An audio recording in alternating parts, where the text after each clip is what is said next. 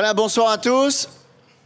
Très heureux de pouvoir participer à cette semaine où nous annonçons l'Évangile. Comme je dis souvent, ce que nous annonçons sur les places publiques, c'est ce que nous annonçons aussi dans nos salles. Il n'y a pas deux évangiles, il y a un évangile. Il n'y a pas plusieurs dieux, il y a un seul Dieu. La Bible dit qu'il y a un seul Dieu, qui est le créateur de toutes choses, et il a créé par la puissance de sa parole. Et Jésus-Christ en est la révélation. Si quelqu'un cherche Dieu, ne le recherchez pas à travers une multitude de dieux, mais recherchez-le au travers de Jésus. Celui qui m'a vu a vu le Père, c'est-à-dire le Créateur. C'est Jésus qui a dit ça. Et il me semble que beaucoup croient qu'il y a un seul Dieu. Et beaucoup sont d'accord avec cela. On entend souvent dire, oui, je crois qu'il y a un seul Dieu. Mais on entend aussi souvent dire qu'il y a plusieurs manières de l'adorer.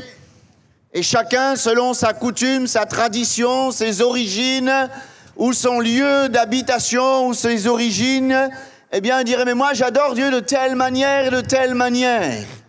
J'aimerais vous encourager à réfléchir si la manière dont vous adorez Dieu est conforme à ce qu'il dit dans sa parole. Car la parole de Dieu n'est pas un livre religieux, n'est pas un livre de cérémonie, mais c'est la révélation de Dieu. Si quelqu'un veut connaître Dieu, je vous encourage à lire la Bible, l'Évangile. Ma grand-mère disait souvent, ne lis pas l'Évangile, tu vas devenir fou. Et heureusement, ce livre ne rend pas fou, mais il est en capacité de changer les cœurs et les vies. L'Évangile révèle le Christ. L'Évangile révèle le plan de Dieu pour chaque homme, chaque femme, quel que soit notre âge, quelle que soit notre race, quelles que soient les conditions sociales, quel que soit le passé aussi noir soit-il, Dieu a un plan pour chacune de nos vies. Et ce plan, il est révélé dans la parole de Dieu. Et ce soir, permettez-moi de lire quelques versets de l'Évangile qui se trouvent dans l'Ancien Testament. Il n'y a pas un Dieu de l'Ancien Testament, un Dieu du Nouveau Testament. Il y a un seul Dieu, je le répète. Toutefois, dans 2 Rois 17, il est dit ceci au verset 29. « Comme les nations firent chacune leur Dieu dans les villes qu'elles habitaient, ils les placèrent dans les maisons des hauts lieux bâtis par les Samaritains. Les gens de Babylone firent Sukkot-Bénoth. Les gens de Cuth furent Nergal. Les gens de Hamath firent Ashima. Ceux d'Ava firent Nibkaz et Tartak. Ceux de Sepharvaïm brûlaient leurs enfants par le feu en l'honneur d'Adramélec et Anamélec, dieu de Sepharvaïm. Ils craignaient aussi l'Éternel, et ils créaient des prêtres des hauts lieux pris parmi tout le peuple. Ces prêtres offraient pour eux des sacrifices dans les maisons des hauts lieux. Ainsi, ils craignaient l'Éternel, et ils servaient en même temps leur Dieu, d'après leurs coutumes et des nations d'où on les avait transportés. Il me semble qu'il n'y a rien de nouveau sous le soleil. Les gens ici de ce temps, ils craignaient l'Éternel. Ils savaient qu'il y a un Dieu au-dessus de tous les dieux, l'Éternel, qui a ni commencement ni fin. Et en même temps, ils servaient leur Dieu, selon leurs coutumes, ce qui a fait comme une espèce de paganisme, de mélange. Et aujourd'hui, beaucoup de gens vivent dans le compromis.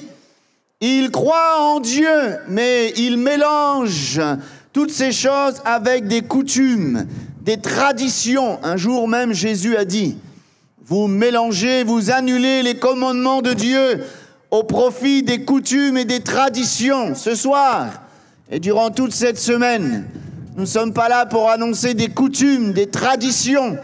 Nous sommes là pour annoncer le seul Dieu, Jésus-Christ, qui est le Seigneur de tous les hommes, qui veut être le Seigneur de tous les hommes.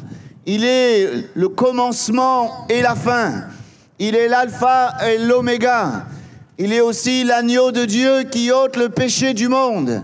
Jésus est venu pour détruire les œuvres du diable.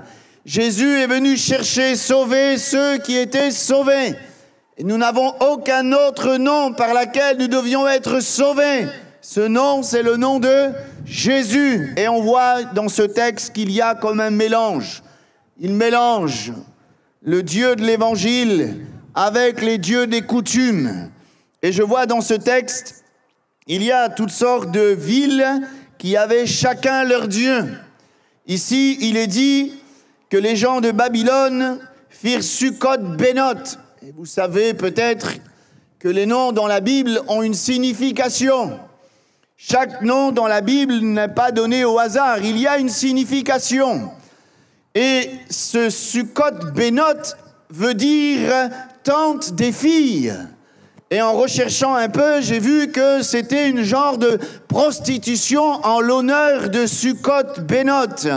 Il y avait là de l'immoralité, il y avait là de l'impudicité. Et vous serez d'accord avec moi, sans même se prosterner devant Sukkot-Bénoth, nous sommes dans une génération où il y a de plus en plus d'immoralité, où il y a de plus en plus d'impudicité, qui est transportée par une espèce de morale, par les réseaux sociaux, par Internet, par toutes sortes de choses. Il y a de plus en plus d'immoralité. Et en réfléchissant, nous voyons dans notre génération des choses qu'il y a à peu près 30, 40 ans, on ne pensait même pas. La Bible dit que le péché est arrivé à son comble. Et nous vivons au milieu de tout ça. Et peut-être que quelqu'un est fatigué de cette immoralité, de ce péché, fatigué de voir toutes ces choses, fatigué de vivre ces choses. Et peut-être que quelqu'un qui entend sa parole ce soir pourra dire « Mais moi je suis fatigué, je veux changer de vie, je veux arrêter avec cette immoralité, avec l'adultère, avec le mensonge, avec le péché sur toutes ses formes. Je veux arrêter avec ces choses. » Mais il y a un constat qui est là. Nous n'en avons pas la force. Notre caractère, nos résolutions n'ont pas la force face au pouvoir du péché. La Bible dit que l'homme est esclave de tout ce qui a triomphé de lui. Tu es peut-être pris dans le filet de l'oiseleur. Tu es en train de te débattre avec l'immoralité, la cupidité, l'impudicité, et j'en passe. Et tu es en train de te débattre, tu veux arrêter, tu en as assez, mais tu n'en as pas la force, tu t'épuises et tu voudrais dire « Mais qu'est-ce qu'il faut que je fasse pour que j'ai une vie équilibrée, une vie peut-être plus juste, une vie où règne la sainteté ?» La force, elle n'est pas dans ta capacité, dans ton caractère. La force, elle n'est pas dans les coutumes et les traditions. La force, elle n'est pas dans la religion. La force, elle est dans le sang de Jésus. Le sang de Jésus a coulé sur la croix du Calvaire afin que le pouvoir du péché soit brisé. Et si quelqu'un ce soir veut sortir du pouvoir du péché, ce n'est pas la mission qui va faire la différence. Ce n'est pas une église qui va faire la différence. Ce n'est pas un pasteur qui va faire la différence. Mais c'est le sang de Jésus. Ce soir, réalise que le sang de Jésus a coulé sur la croix du Calvaire alors que Jésus était entre deux brigands. Son sang a coulé en sortant de sa tête, de ses pieds, de ses mains, de son côté. Eh bien, le sang de Jésus nous donne la capacité, le pouvoir, non seulement de recevoir le pardon de nos péchés, mais bien plus, il nous donne l'autorité de résister, de changer de vie, d'avoir une vie qui glorifie Dieu. Combien de témoignages avons-nous de personnes qui étaient brisées par le pouvoir du péché, qui vivaient dans l'adultère, qui vivaient dans l'immoralité et qui allaient d'expérience en expérience et ils avaient même honte de ce qu'ils vivaient. Et un jour, comme ce soir, ils ont entendu parler de l'Évangile. Ils ont mis leur confiance dans le Seigneur. Ils se sont humiliés, ils se sont repentis. Ils ont confessé leurs fautes et Jésus leur a donné la force de dire non au pouvoir du péché. Et ce soir, si tu es là ce soir et tu as soif de sainteté, soif d'équilibre, arrête de te débattre Arrête de gesticuler, arrête de chercher par ta propre force. Humilie-toi ce soir et repens-toi de tes péchés. Et Jésus sera fidèle et juste pour te pardonner. Bien plus, il te donnera la victoire sur le péché, la victoire sur ce qui a triomphé de toi, la victoire sur ce qui a peut-être ruiné ta vie. Et ce soir, le Christ, eh bien, par son sang, il te donne une vie nouvelle. Une vie qui le glorifie. Ça ne veut pas dire qu'on est parfait. On ne va pas dire qu'on est parfait parce que Jacques dit aussi qu'on branche tous d'une différente manière. Mais nous poursuivons la vie de sainteté, la vie qui glorifie le Seigneur. Ce soir, j'ai envie de dire, c'est possible avec Jésus d'avoir une vie équilibrée. Alors, en regardant un petit peu plus loin, il est dit que les gens de Cuth firent Nergal. Nergal, c'est une idole avec une tête de lion. Nergal veut dire destructeur. Nergal, c'est le prince de feu. Destructeur. Quelle idée! Adorer un Dieu qui s'appelle destructeur.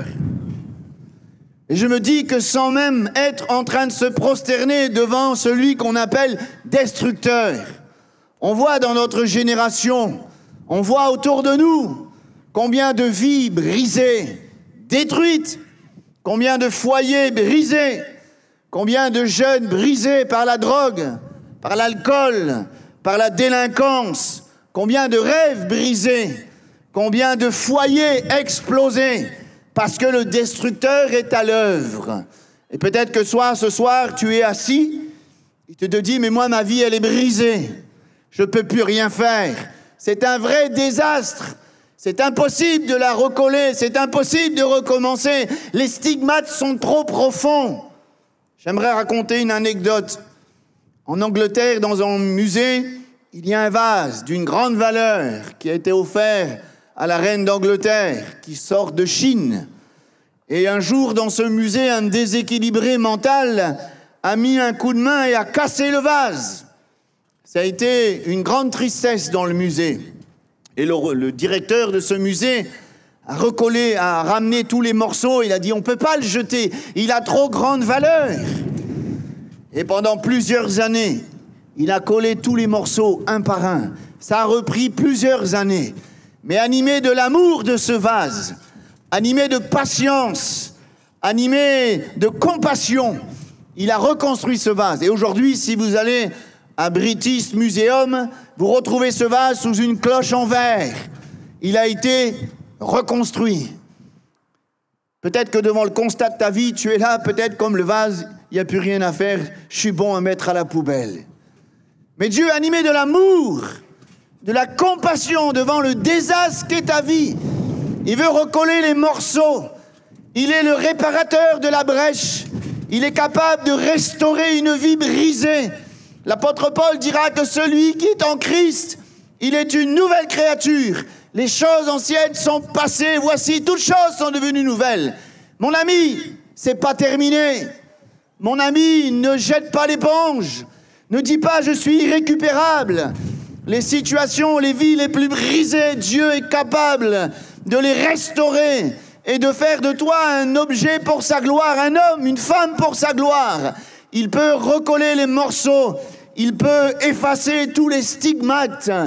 J'ai moi-même été brisé par l'alcool, la drogue, la haine. J'étais à mes yeux irrécupérable. Je pensais que je n'avais aucun avenir.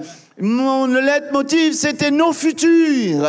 Mais Dieu a recollé les morceaux. Dieu a recollé les morceaux qui me paraissaient irrécupérables. Et Dieu a fait de moi une nouvelle créature. Je ne me sens pas un privilégié face à ce que tu es en train de vivre. Mais Dieu, ce soir, s'il prend ta vie en main, si tu donnes ta vie brisée, cassée, détruite, il va recoller les morceaux, il va faire de toi une nouvelle créature. Tu peux vivre une vie nouvelle avec Jésus-Christ. C'est pas un rêve, c'est pas une illusion, ce n'est pas simplement des belles paroles, c'est du vécu. Tu peux le vivre, qui que tu sois. Viens à lui tel que tu es. On va continuer. Les gens de Hamath firent une autre divinité qui s'appelait Ashima. Ashima, c'est une idole avec une tête de chèvre. Lui, son nom veut dire culpabilité. Il laissait les gens dans la culpabilité. Je me dis que sans prosterner devant Ashima, combien de gens vivent dans les remords? Combien de gens vivent dans la culpabilité? Ah, je les avais su. J'aurais pas commis, j'aurais pas dit, j'aurais pas fait ceci. Il y a comme une chape sur le dos, les épaules de tellement de gens qui sont comme bouleversés dans leur conscience. Ils ont fait des choses à pas dire. Ils ont peut-être même du sang sur les mains. Il y a un poids de culpabilité. Ils n'arrivent pas à s'exprimer. Ils n'arrivent pas à vivre parce que le poids de la culpabilité est trop grand. La bonne nouvelle de l'Évangile, c'est que le pardon en Jésus, il est parfait. Et ce soir, toi qui es chargé dans ta conscience, viens à Jésus, confesse ton péché. Et le pardon à Jésus, il va te libérer de cette culpabilité, car je crois, et la Bible confesse, que le pardon en Jésus nous libère, nous rend libres. Et nous sommes libres quand nous sommes dans le pardon en Jésus. Le pardon en Jésus, il est parfait. Autant que l'Orient est éloigné de l'Occident, ainsi l'Éternel éloigne de nous de transgressions. Jamais, jamais Dieu, quand tu te repens de tes péchés et qu'il te pardonne, jamais il va remettre devant ta conscience tes péchés. Jamais il va te culpabiliser en disant « Rappelle-toi de ce que tu as fait ». Et cela nous montre la puissance du pardon en Jésus. Et peut-être que si tu n'es pas tranquille dans ta conscience, c'est que tu n'as pas encore vécu ce qu'on appelle la repentance. On n'aime pas trop parler de la repentance. Et pourtant, c'est la base d'une vie nouvelle. C'est la base d'un nouveau départ. C'est la base d'une vie régénérée. C'est la base d'une vie reconstruite. C'est la base d'une vie libre. Ce soir, tu n'as pas besoin d'avoir honte. Jésus n'a pas honte de tes péchés. Jésus n'a pas honte de ce que tu as fait. Jésus n'a pas honte de ce que tu as fait. Viens à lui tel que tu es. Et il va te pardonner, te restaurer, te libérer. Et ta conscience sera complètement libérée. Alléluia. Il y a un plein pardon en Jésus. Alléluia. On va continuer. Dans un autre village, eux, ils ont fait 2. Les gens de Ava, ils ont fait Nibcaz. Lui, c'est une idole à une tête de chien. D'ailleurs, son nom veut dire l'aboyeur. L'aboyeur. Quelle idée! L'aboyeur. Et je me dis, c'est pas la peine de se prosterner devant Nibcaz. Il y a des gens, non pas qu'ils aboient, mais ils crient. C'est peut-être le seul moyen de s'exprimer, crier. Parce qu'on n'arrive pas à crier son désespoir, à crier sa souffrance, eh bien peut-être son désarroi. Alors le seul moyen de s'exprimer, c'est de crier. Peut-être ça vous est déjà arrivé de vous retrouver dans une impasse et le seul moyen d'expression, c'est de crier toute votre souffrance, votre désespoir. Et tellement que vous êtes sous pression, la pensée même du suicide a effleuré votre esprit en disant personne n'entend mon cri, je crie mon désespoir, mais ma famille est sourde, mes dieux sont sourds, mes collègues sont sourds. La bonne nouvelle de l'Évangile, c'est quand un malheureux crie, l'Éternel entend et le délivre de toutes ses frayeurs. Et ce soir, tu peux crier à l'Éternel. Tu vas me dire, mais moi je ne sais pas prier. Oh, il n'y a pas besoin d'aller à l'école pour prier. Il n'y a pas besoin d'aller dans une école spéciale pour apprendre à prier.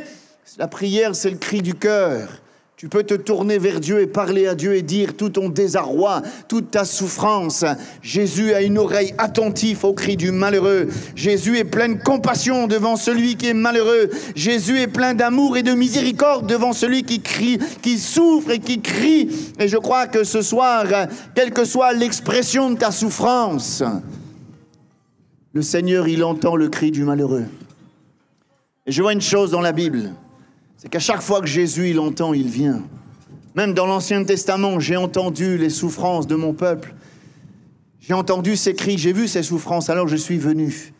Quand Bartimée crie, Jésus s'arrête. Et ce soir, si tu cries, Jésus va s'arrêter sur ta situation.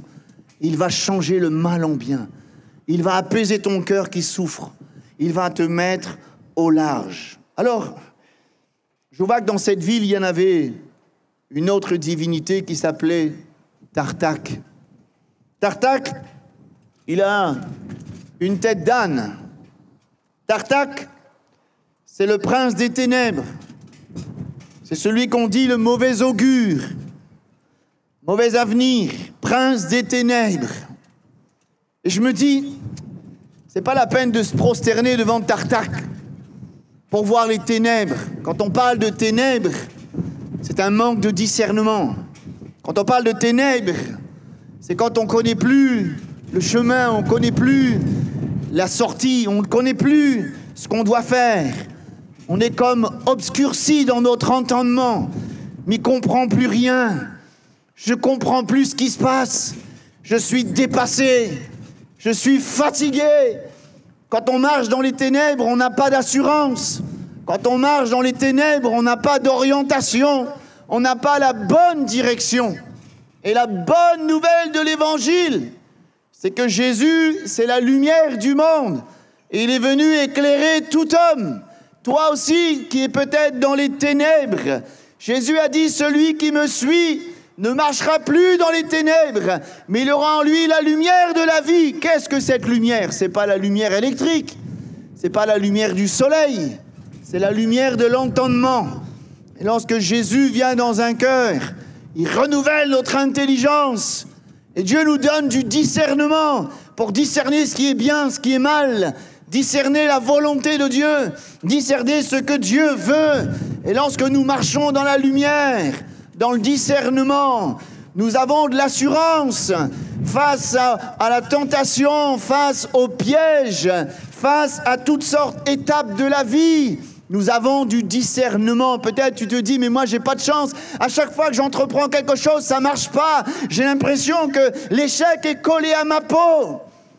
Mais si tu marches dans la lumière, le Seigneur va t'éclairer. Tu auras du discernement. Tu vas pouvoir marcher avec assurance. Car Jésus l'a bien dit, celui qui me suit ne marchera pas dans les ténèbres. Il aura en lui la lumière de la vie. Alors, dans encore deux autres, si vous me permettez, il est dit que dans cette ville de Sepharvaïm, il y avait aussi deux autres dieux. Il y en a un qui s'appelle Adramélec. Sa tête, c'est une tête de mule. Lui, c'est le démon. C'est quand même curieux d'adorer un Dieu qui s'appelle démon. Prince des ténèbres, le démon. C'est pas la peine de se prosterner devant Adramélec pour être tourmenté par les démons. Mes amis, peut-être que dans votre entourage, vous qui êtes dans vos maisons, le soir, des puissances de ténèbres viennent vous agiter, vous tourmenter, vous empêcher de dormir. Laissez-moi vous dire haut et fort que les démons, ils n'ont pas peur des bouts de toile, des garanties, du sel, de l'eau, je ne sais quoi encore. Il n'y a qu'une chose qui fait trembler les démons, c'est le nom de Jésus. Car Jésus a dit, allez par tout le monde, prêchez la bonne nouvelle. Voici les miracles qui accompagneront ceux qui auront cru. Et parmi ces miracles, ils chasseront les démons. Et si quelqu'un dans votre entourage, est tourmenté par les puissances des ténèbres, ne mettez pas votre confiance dans les marabouts, ne mettez pas vos confiances dans les sorciers, ne mettez pas confiance dans toutes ces amulettes, mettez votre confiance dans le nom de Jésus. Je me rappelle de ce témoignage de cette dame, brave dame de famille, une mère de famille, tourmentée par les démons. Le diable, le démon, voulait lui faire du mal. Elle prenait le couteau, elle sautait de la voiture en marche. Elle était immaîtrisable. C'était un bout de femme, mais 4 personnes, 5 personnes n'arrivaient pas à la contenir. Son mari a fait le tour de l'île, à payer encore. Il était prêt à aller à l'île Maurice. Le diable, il n'a pas peur de sauter la mer. Et cette condition était pire. Cette femme était tourmentée. Tout le monde avait peur d'elle dans la famille. Ses amis, sa famille, ses enfants avaient peur d'elle. Et un jour, elle a entendu parler de l'Évangile. Et lorsque nous sommes venus prier pour cette dame, alors que nous étions encore au portail, on a commencé à entendre une voix bizarre. Et cette femme était tourmentée par les démons. Nous n'avons pas pris du sel, de l'eau, je ne sais quoi encore, mais on a prié le nom de Jésus. Et les démons, qui étaient certainement plusieurs, sont partis. Et cette femme, au bout de quelque temps, eh bien, une fois qu'elle a reçu le Christ dans son cœur, elle a retrouvé la paix, un peu comme cet homme de Gadara, qui était animé de légions. Et lorsque les démons sont partis, il était assis dans son bon sens, vêtu, il a retrouvé sa famille. C'est exactement ce que cette femme a vécu. Et si, mes amis, dans votre entourage, quelqu'un est tourmenté par les démons, n'hésitez pas à appeler les pasteurs. Ils viendront, ce ne sont pas des exorcistes, ce sont des serviteurs de Dieu, mais au nom de Jésus, les démons ne peuvent pas résister. C'est impossible qu'ils résistent face au nom de Jésus, car le nom de Jésus est puissant. Alléluia. Il n'y a personne comme Jésus. Alléluia. Et puis, dans cette ville, il y a aussi Anamélec. Lui, c'est une idole à une tête de lièvre. Celui-là, il est terrible. Il semait la terreur. On venait brûler des enfants vivants en son honneur. Quelle terreur! Comment adorer un Dieu qui terrorise? Mais je me dis, sans même se prosterner devant Anamélec, il y a tellement de gens qui ont une idée fausse de Dieu. Des gens pensent que Dieu, c'est le Père Fouettard, qui est quelqu'un de très colérique, avec une fourche et un fouet, qui nous tape quand on fait quelque chose de pas bien. Et les gens ont peur de Dieu. Beaucoup de gens ont peur de Dieu parce qu'ils ne le connaissent pas. Parce que la Bible dit que Dieu est amour. Dieu est amour. Et puisqu'il est amour, n'hésite pas à t'approcher de lui. Il ne va pas te mettre dehors. Il ne va pas te refuser l'accès à sa présence. Il ne va pas te punir, car Dieu ne punit pas, il bénit et il délivre. Il n'est pas venu châtier, il n'est pas venu juger, il n'est pas venu punir ou maudire. Il est venu nous racheter, il est venu nous pardonner, il est venu nous bénir. Car le Dieu de l'Évangile, qui est le seul vrai Dieu, est amour, c'est-à-dire qu'il ne fait pas un effort pour aimer. Il ne t'aime pas parce que tu es meilleur, il ne t'aime pas parce que tu sais ou que tu ne sais pas, il ne t'aime pas parce que tu fais beaucoup de bonnes œuvres. Il t'aime parce qu'il est amour et il ne fait pas d'effort pour t'aimer. Et peut-être que tu dis, mais alors, ok, Dieu m'aime. Et pourquoi il a qu'à me montrer qu'il m'aime? Prouve-le-moi qu'il m'aime. Parce que moi, ma vie, il n'y a pas d'amour. Prouve-le-moi. Bien, la Bible a une réponse à cette question. Alors que tu étais sans force, pécheur, impie, rebelle, Christ, au temps marqué, est mort pour te racheter. Et ça, c'est la plus belle preuve d'amour. Ne demande pas un signe. Réalise que Christ, par amour, a payé le prix pour te racheter ta vaine manière de vivre. Il a payé le prix pour te racheter de la condamnation. Il a payé le prix pour que tu puisses ne pas aller en enfer. Il a payé le prix pour que tu sois un jour avec lui dans l'éternité. Voilà la plus belle preuve d'amour. Ne refuse pas l'amour de Dieu ce soir. Tel que tu es, viens à lui. Tel que tu es, approche-toi de lui. Alors, comme je disais dans mon introduction, ils craignaient l'Éternel, mais ils servaient Dieu en même temps selon leurs coutumes. Ce soir, choisis-toi de servir le vrai Dieu. Choisis-toi de t'approcher de Dieu et il s'approchera de toi. Et cette rencontre, eh bien, elle va changer ta vie. Elle va te restaurer, te pardonner, te transformer et te donner l'assurance de la vie éternelle. Il n'y a que Jésus qui peut faire ça. Alors s'il vous plaît, on va se recueillir. Dieu est amour, on ne s'approche pas d'un Dieu fait de main d'homme. On ne s'approche pas d'un Dieu qui fait peur. On s'approche d'un Dieu qui est amour, le Dieu d'amour. Et Jésus a dit que celui qui s'approche de moi, je m'approcherai de lui. Ce soir, tu n'as peut-être jamais goûté la présence de Dieu. Si tu l'invoques de tout ton cœur à travers Jésus-Christ, tu vas expérimenter sa présence bienfaisante. Oh, cette présence, elle ne va pas te mettre par terre. Cette présence, elle ne va pas te mettre en transe. Mais tu vas sentir la paix de Dieu. Tu vas sentir la présence de Dieu.